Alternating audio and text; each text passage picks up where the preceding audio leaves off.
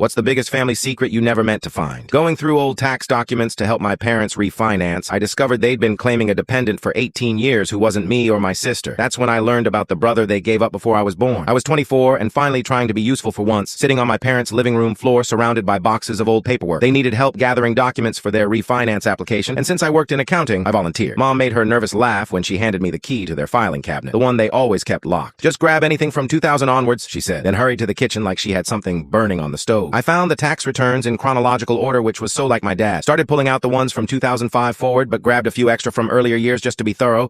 That's when I saw it. A dependent claimed in 1999, then 2000, then 2001, all the way through 2017. But here's the thing. I was born in 2000, and my sister came along in 2003. So who was this third dependent they'd been claiming since before I existed? The name was right there. Michael J. Harrison, our last name. My hands felt cold as I flipped through year after year, watching this ghost brother age on paper. Claimed at birth in 1999, then 1 year old, then 2, all the way to 18. I was looking at the 2009 return when my mom walked back in with coffee. She saw what I was reading and dropped the mug. Not dramatically. It just slipped from her fingers and shattered on the hardwood. "We were going to tell you," she said, which is probably the worst way to start any conversation ever. Dad came running at the sound of breaking ceramic, saw us, and just stood there with his shoulders sagging. They sat me down at the kitchen table like I was getting fired from being their daughter. Turned out Michael was born when they were barely 20, still in college, broke as hell, and totally unprepared. They'd planned to keep him, but Mom had severe postpartum depression. Dad was working 3 jobs, and they were living in a studio apartment with roaches. So they made what they called the hardest decision of our lives. Michael was adopted by a family in Oregon, a doctor and a teacher who'd been trying for years to have kids. Open adoption, technically. They got pictures every Christmas, updates on his birthday. He played soccer, got straight A's, eventually went to Princeton. They kept claiming him on their taxes because the adoption agreement included them paying his medical expenses until he turned 18. "We had you because we needed to prove to ourselves we could do it right," Mom said, and that hit me like a punch in the stomach. My sister Sarah was the bonus baby, unplanned but wanted. Michael was just a practice run. The rough draft they crumpled up and threw away. I asked if he knew about us. Dad said yes. He'd always known he was adopted and had our names and address. He'd sent a letter once when he was 16, asking if he could visit. They wrote back saying it would be too confusing for everyone. What they meant was it would be too confusing for them. That night, I found him on LinkedIn. Michael Harrison, Princeton, 2021, now working at Google. His profile picture looked exactly like Dad at 25. Same crooked smile, same little dimple on the left side. I sent him a message. "Hi, I'm your sister, the one you've never met." He responded in 3 minutes. "Finally, I've been waiting for one of you to reach out." Turns out he wasn't angry or bitter, just curious. We talked for hours. He told me about growing up knowing he had siblings somewhere, wondering if we looked like him, if we had the same allergies, we do, peanuts, if we got the same lectures about keeping our elbows off the table. 2 weeks later, I met him for coffee in the city, without telling our parents. He ordered his coffee exactly the way I do, black with 2 sugars. We both stirred counterclockwise. We both tapped the spoon on the rim 3 times. It was like meeting a version of myself I never knew existed, except he had this confidence I'd never developed, probably because his parents chose him. Mine just got stuck with me. He asked about Mom and Dad. I told him they were exactly who they'd always been. Cautious, practical people who thought love meant never making mistakes. He said his adoptive parents were the opposite. Messy, emotional, awful with money, but never afraid to say, "I love you" or "I screwed up" in the same breath.